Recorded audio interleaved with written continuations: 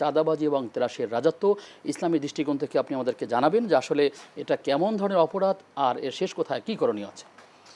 আমি আবারও আপনাকে ধন্যবাদ জানাচ্ছি এবং দেশ টিভিকে আবারও ধন্যবাদ জানিয়ে আমি আমার আলোচনা শুরু করছি। আসলে চাঁদাবাজি এই বিষয়টি আসলে খুব অনেক ভয়াবহ একটি অপরাধ এবং এটা শুধু একটা অপরাধ নয়, অনেকগুলো অপরাধের সমষ্টি ইসলামের দৃষ্টিতে। আমি একটু একটু করে বলি এবং প্রত্যেকটা পয়েন্ট নিয়ে আমি ব্যাখ্যা দেব।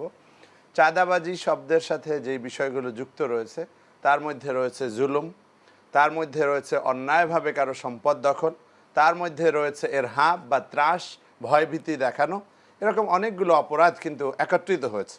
অতএব এটাকে আমরা কবিরা গুনাহ তো অবশ্যই মস্ত বড় কবিরা গুনাহ এবং ইসলামের দৃষ্টিতে এটা অবশ্যই অবশ্যই নিষিদ্ধ বা হারাম।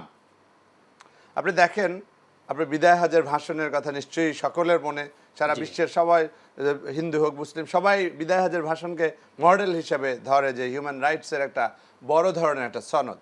সেখানে নবী করিম সাল্লাল্লাহু আলাইহি ওয়াসাল্লাম কিন্তু স্পষ্টভাবে বলে দিয়েছেন যে অন্যের মাল, ইজ্জাত, তার জীবন এটা আরেকজনের উপরে হারাম, ধরা যাবে না।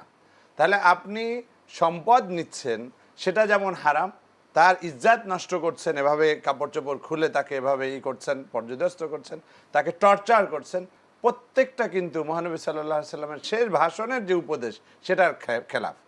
আল্লাহ তাআলা পবিত্র কোরআনে স্পষ্টভাবে বলেছেন যে ওয়ালা তাকুলু আমওয়ালাকুম বাইনাকুম বিল বাতিল, অন্যায়ভাবে তুমি অন্য কারো সম্পদ তুমি ভক্ষণ করো না।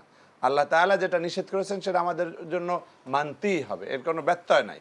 তাহলে আমি অন্যায়ভাবে ভক্ষণ যুক্ত রয়েছে চাঁদাবাজের মধ্যে। জুলুমের ব্যাপারে মহানবী সাল্লাল্লাহু আলাইহি ওয়াসাল্লাম কি বলেছেন? একবার মহানবী সাল্লাল্লাহু আলাইহি ওয়াসাল্লাম সাহাবা কেরামকে খুব জোরালোভাবে বলছেন যে তোমাদের মধ্যে যদি কোনো ধরনের অমীমাংসিত কোনো বিষয় থাকে ফালিউ হাল্লিল আল ইয়াউম, আজ এই মুহূর্তেই যেন তোমরা এটাকে সমাধান করো।